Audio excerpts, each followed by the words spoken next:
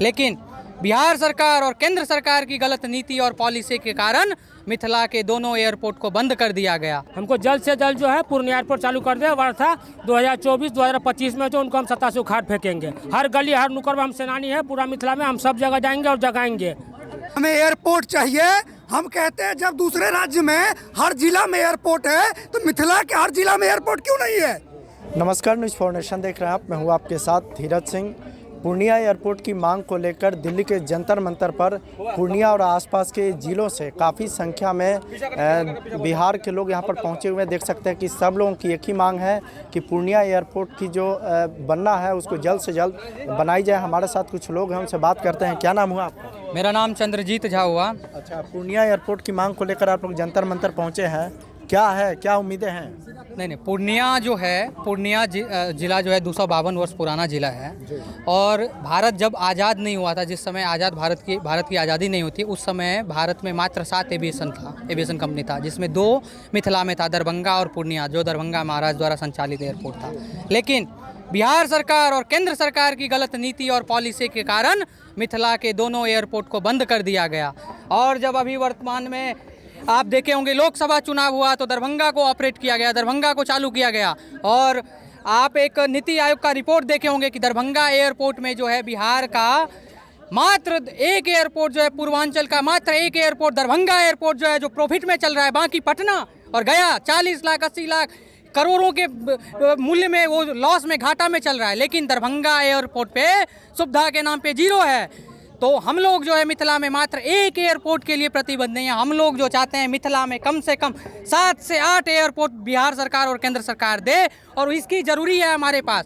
Purnia airport जो है पहले से शुरू एयरपोर्ट है, इसलिए इसकी मांग आज से नहीं, लगभग 10 वर्ष से चल रहा है पूर्णिया एयरपोर्ट का मांग कि आप शुरू करवाइए। लेकिन केंद्र सरकार और राज्य सरकार के बीच में समन्वय नहीं हो पा रहा है, कोऑर्डिनेशन नहीं हो पा रहा है। इसके कारण जो है पूर्णिया एयरपोर्ट वर्षों से लंबित है। लेकिन मिथिला स्टूडेंट यूनियन, मिथिलावादी सदस्य जो है, मिथिलावादी जो सेवक हैं, मिथिलावादी पार्टी के जो नेता हैं, वो सभी प्रतिबद्ध हैं इस विषय पे। और पूर्णिया एयरपोर्ट के लिए सड़क से सदन तक इस मांग को उठाया गया। आप अभी 2-3 दिन पहले देखे होंगे कि सीमांचल प्रमंडल, जिसको नीतीश कुमार और जितने भी राजनीतिक पार्टी हैं, चाहे राजद हो चाहे बीजेपी हो, जो मिथिलांचल और सीमांचल में बांट रखा है, अंगिका और बजिका में बांट रखा है, उन्होंने सीमांचल एरिया के जितने भी सांसद विधायक हैं वो सभी नागरिक उड्डयन मंत्री ज्योतिरादित्य सिंधिया से मुलाकात किए हैं। क्योंकि अभी मुलाकात कैसे किए हैं? इसलिए क्योंकि मिथिला स्टूडेंट यूनियन पूर्णिया में ज़मीन पे एकदम संघर्ष किया है, इस विषय को जोरों शोरों से उठाया है। तो इसी को लेके हम लोग आज जंतर मंतर पे 1 दिवसीय धरना प्रदर्शन कर रहे हैं। और ये आंदोलन जो है ये रुकने वाली नहीं है जब तक पूर्णिया एयरपोर्ट जो है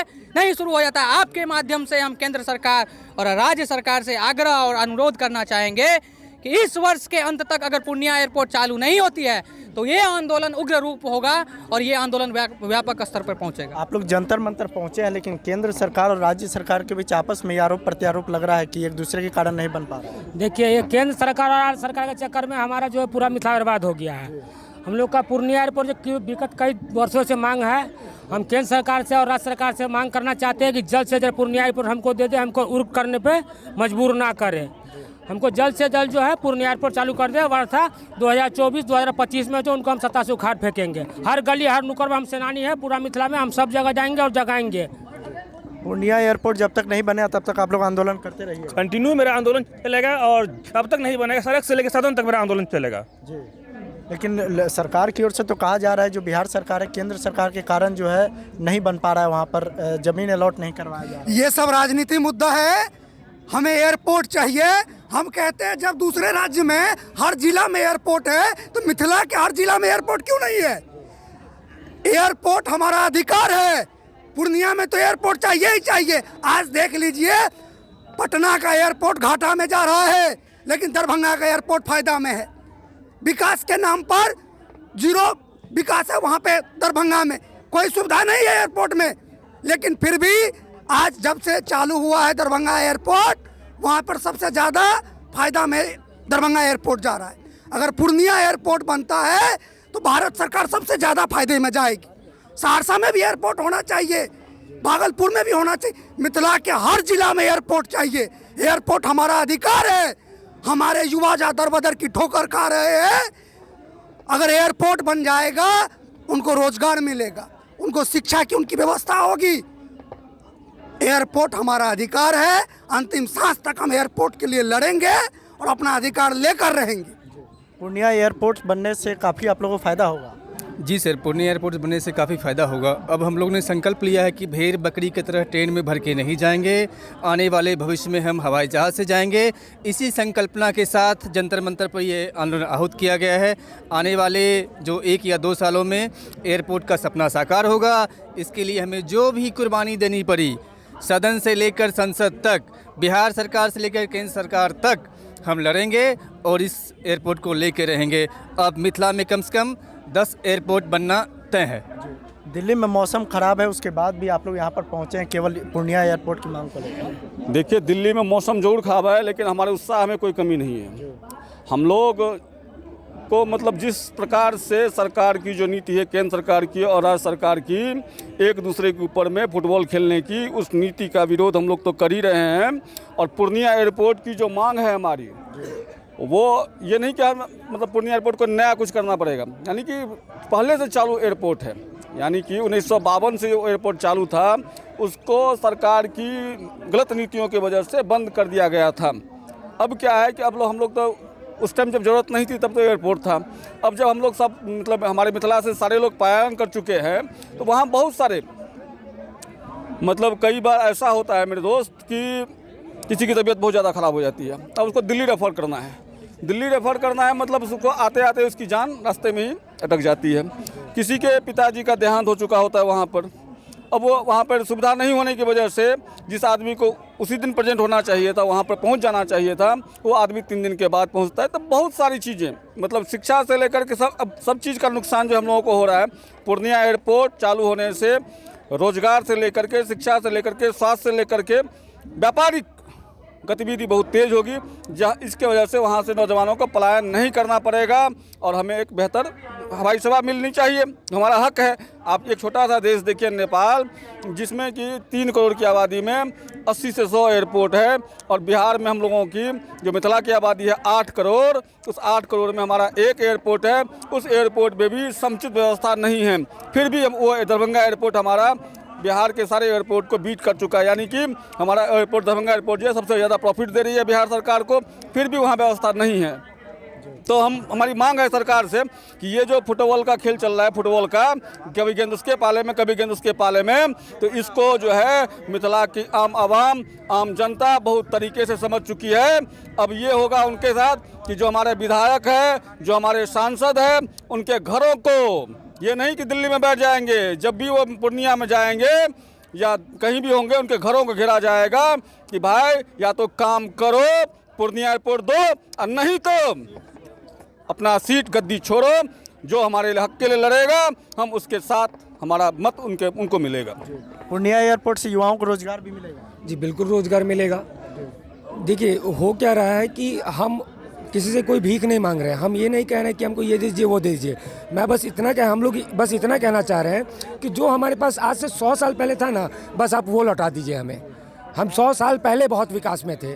हम जो थे 100 साल पहले, मैं आपको बता दूं कि जब हमारा देश आज़ाद हुआ तो तीसरा सबसे रईस रियासत मिथिला का था।